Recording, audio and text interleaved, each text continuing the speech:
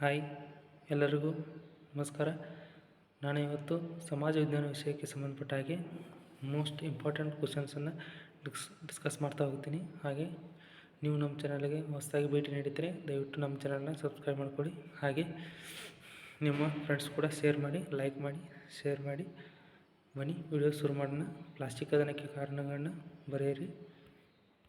ಹಾಗೆ ಪ್ಲಾಸ್ಟಿಕ್ ಕದನದ ಪರಿಣಾಮಗಳು, ಬಕ್ಸಾರ್ ಕದನದ ಪರಿಣಾಮಗಳು, ಹಾಗೆ ಬ್ರಿಟಿಷ್ ಶಿಕ್ಷಣದಿಂದ ಉಂಟಾದ ಪರಿಣಾಮಗಳನ್ನು ಪಟ್ಟಿ ಮಾಡಿ.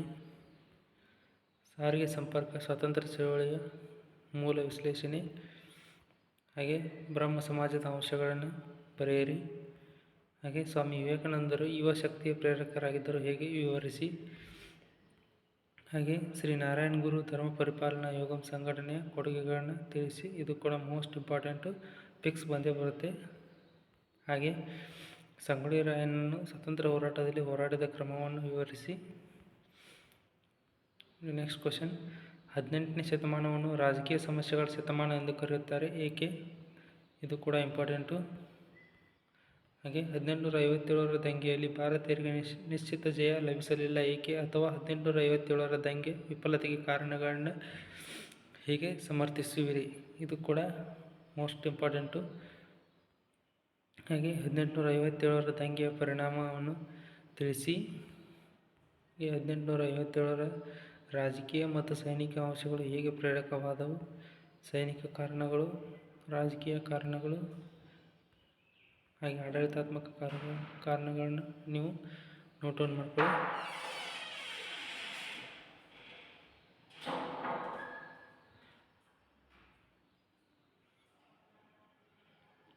ಭಾರತದ ಸ್ವತಂತ್ರ ಹೋರಾಟದಲ್ಲಿ ರೈತರ ಮತ್ತು ಕಾರ್ಮಿಕರ ಪ್ರತಿಭಟನೆಗಳ ಪಾತ್ರವನ್ನು ವಿವರಿಸಿ. ಸ್ವತಂತ್ರ ಹೋರಾಟದಲ್ಲಿ ಗಾಂಧೀಜಿಯವರ ಪಾತ್ರವನ್ನು ವಿವರಿಸಿ.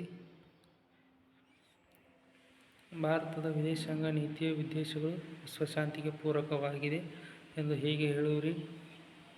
ಭಾರತ ಮತ್ತು ಅಮೆರಿಕ ದೇಶಗಳ ಸೌಹಾರ್ದತೆಯು ಹೇಗೆ ಎಂಬುದನ್ನು ವಿವರಿಸಿ.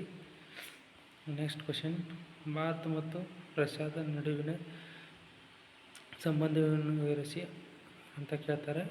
ಹಾಗೆ ಅಸ್ಪೃಶ್ಯತಾ ನಿವಾರಣೆಗೆ ಕೈಗೊಂಡಿರುವ ಸಂವಿಧಾನಾತ್ಮಕ ಹಾಗೂ ಶಾಸನಾತ್ಮಕ ಕ್ರಮಗಳನ್ನು ಬರೆಯಿರಿ.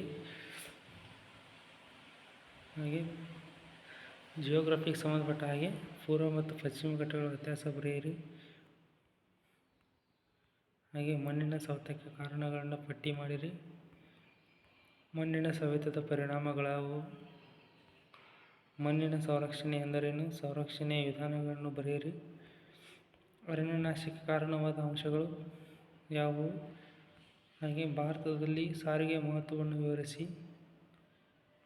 ಭಾರತದ ಆರ್ಥಿಕ ಅಭಿವೃದ್ಧಿಯಲ್ಲಿ ಕೈಗಾರಿಕೆಗಳು ಮಹತ್ವ ಪಾತ್ರವನ್ನು ವಹಿಸುತ್ತವೆ, ಹೇಗೆ ಅಂತ ಕೇಳ್ತಾರೆ.